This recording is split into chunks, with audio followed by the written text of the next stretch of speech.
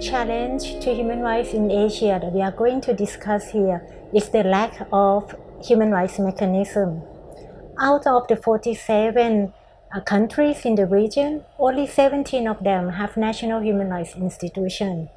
At the regional level, there is no human rights mechanism, no human rights commission or human rights court as in Europe, Africa, or the Americas.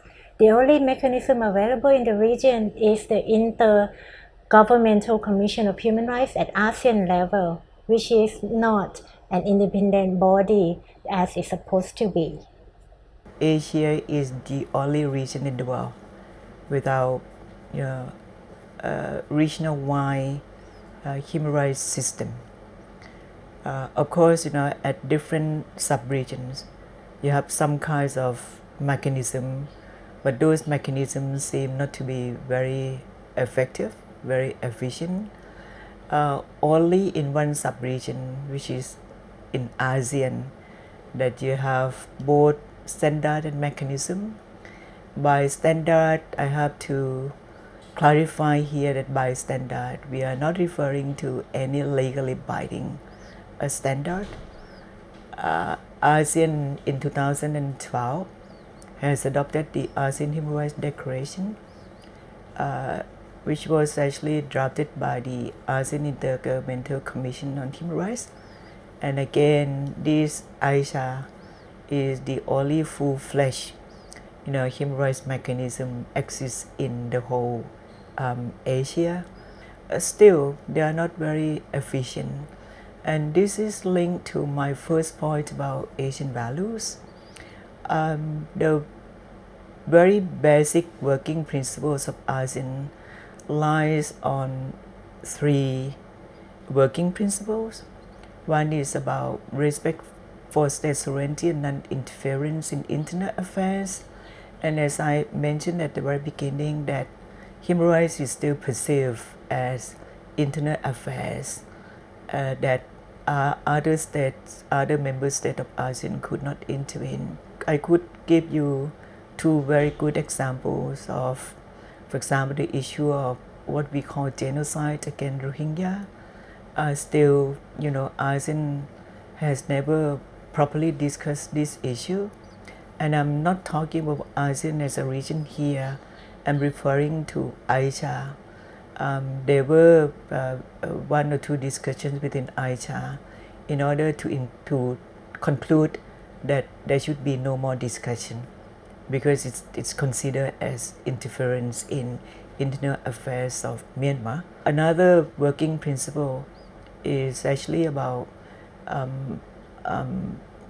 consultation and consensus, that before making any decision, you have to go through the process of consultation, and by the time you reach consensus, you reach to what I call the lowest common denominator, which is usually not very meaningful, the lowest common denominator. And it takes time. And actually when it comes to human rights, because the first principle, you can never reach consensus. And I gave you example of Rohingya, that there was no consensus within AISA to actually move towards better protection of Rohingya. The third working principle is actually about cooperation, no confrontation. What it means by cooperation, no confrontation, that you are not going to criticize or asking questions about what is happening in other countries. Example, I was asking my colleagues in AISA why actually AISA didn't deal with the issue of coup d'etat in Thailand, and they said, that's really it. If we start asking questions about coup d'etat in Thailand, it would be seen as confrontational. We have to be very cooperative.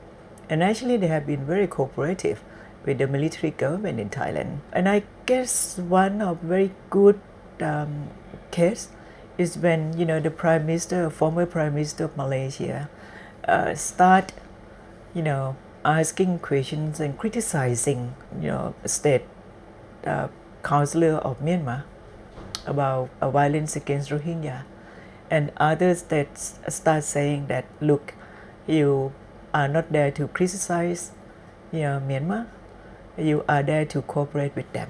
What that is meant by cooperating, as I mentioned, that you are not asking any question. And this compound with other limitations. For example, Aisha doesn't have its own secretariat. They don't have any staff working with them. Even if one day they became a bit more human rights sensitive and trying to deal with human rights issues, with human rights violation cases, they could not do because they don't have staff, they don't have secretariat. It would be quite difficult as well to do so because not all Aisha representatives are actually having expertise in human rights themselves. All of them were appointed by their respective governments. So many of them perceive themselves as representing their respective governments rather than representing the people in ASEAN. The lack of independence of the mechanism is actually in many ways preventing them from being more efficient.